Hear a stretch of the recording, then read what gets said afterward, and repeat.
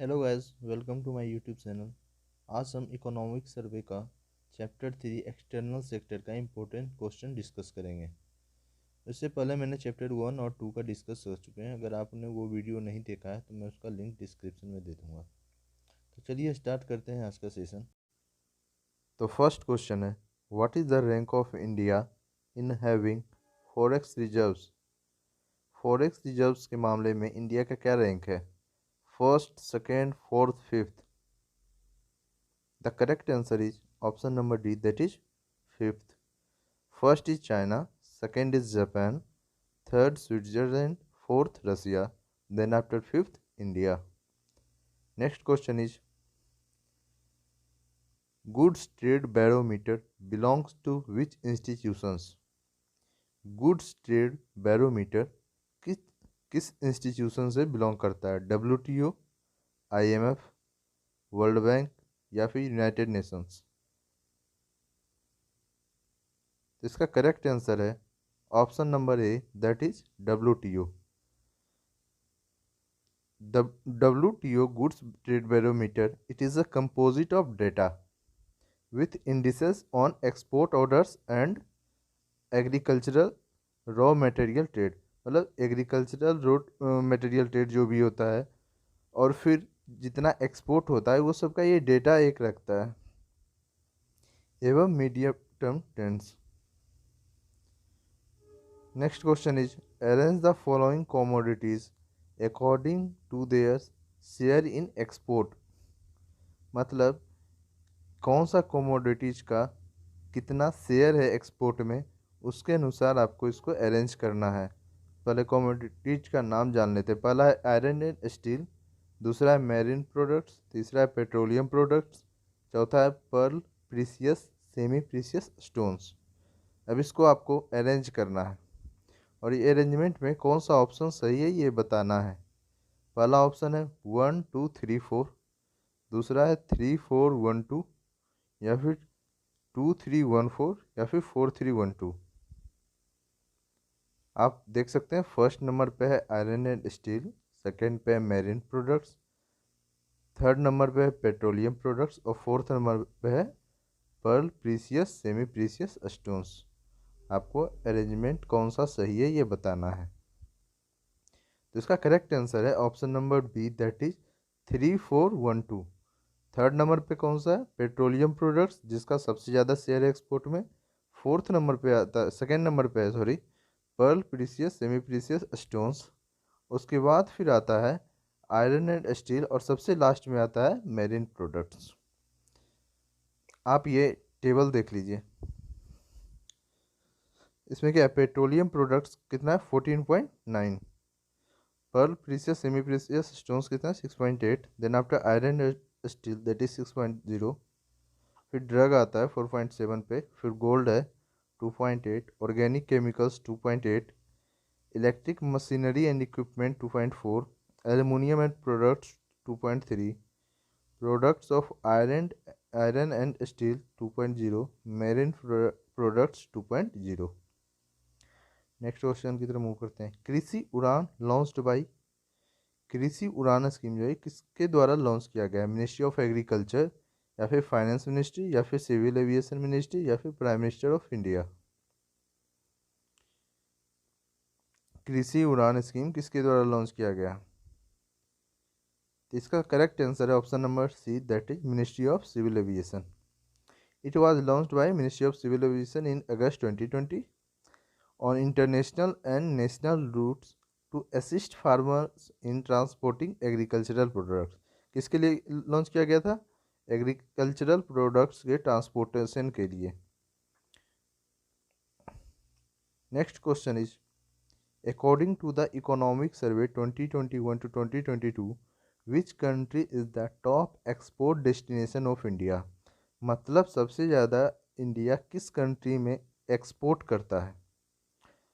तो USA, UAE, Saudi अरब या फिर China? Top export destination India का कौन सा कंट्री है? इसका करेक्ट आंसर है option number A, that is USA.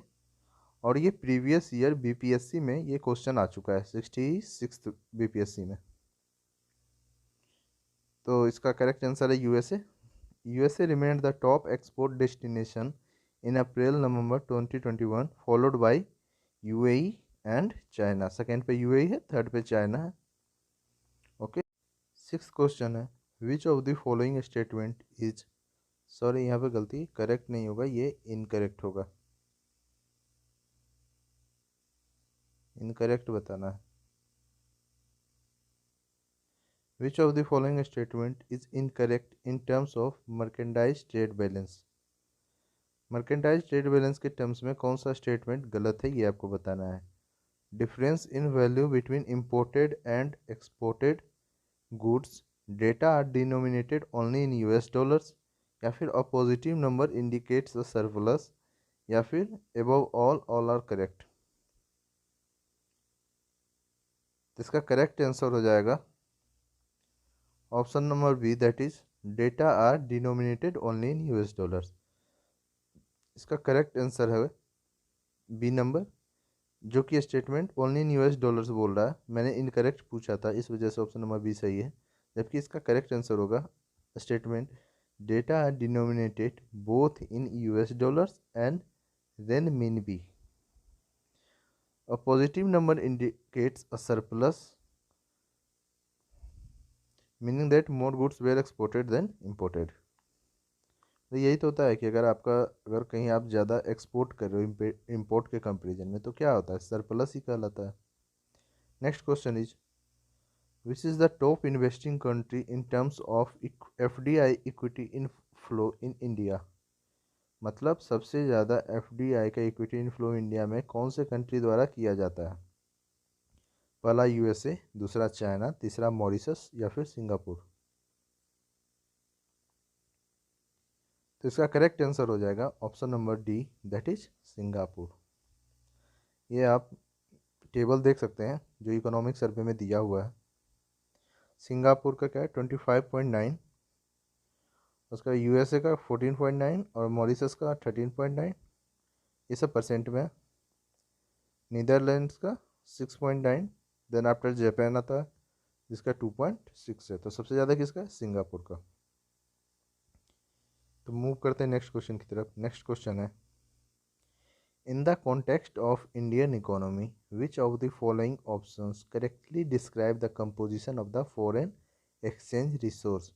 कौन सा कंपोजिशन फॉरेन एक्सचेंज रिसोर्स को करेक्टली बताता है। पहला ऑप्शन है foreign currency loans from World Bank, SDR, gold holdings of RBI. Foreign currency plus loans from World Bank या plus SDR plus gold holding of RBI.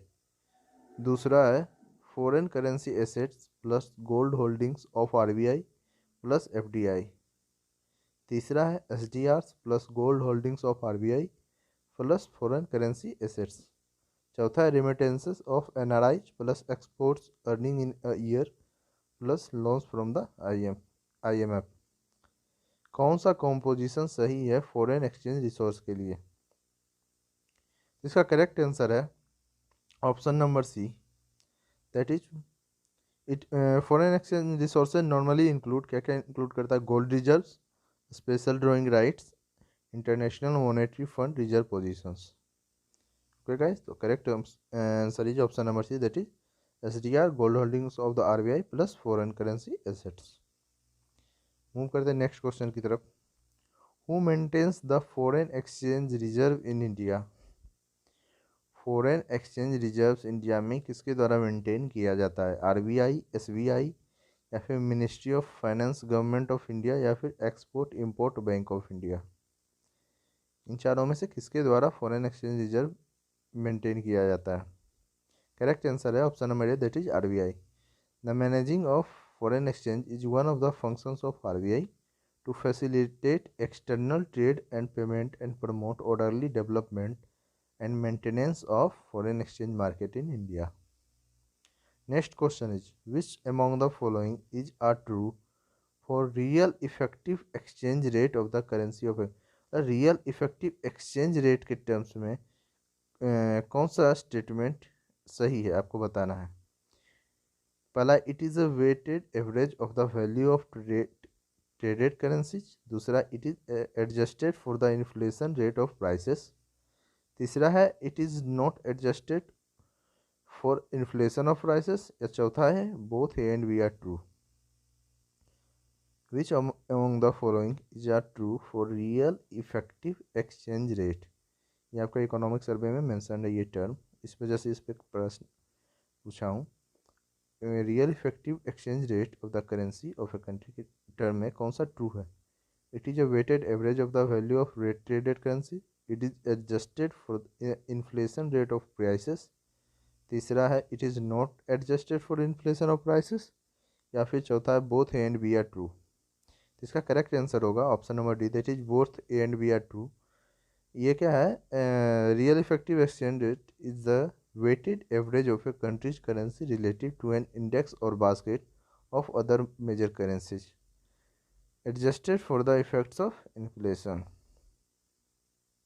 मतलब major currency जैसे US dollar हो गया, ये येन हो गया, इस सब के टर्म में हमारा जो करेंसी का क्या वेटेज है, ये इसको कंपैरिजन इसका काम है।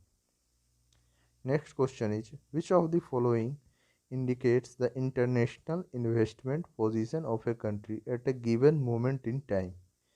इनमें से कौन सा इंडिकेट करता है इंटरनेशनल इन्वेस्टमेंट पोजीशन कंट्री का किसी एक मोमेंट पे? पहला है द बैलेंस ऑफ पेमेंट्स, दूसरा है the capital account of the balance of payments, तीसरा है the current account of the balance of payments, या फिर the balance of international indebtedness.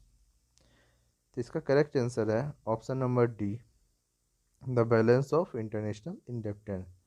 IIP क्या है? ये it is a financial statement that provides value and composition of its external financial assets.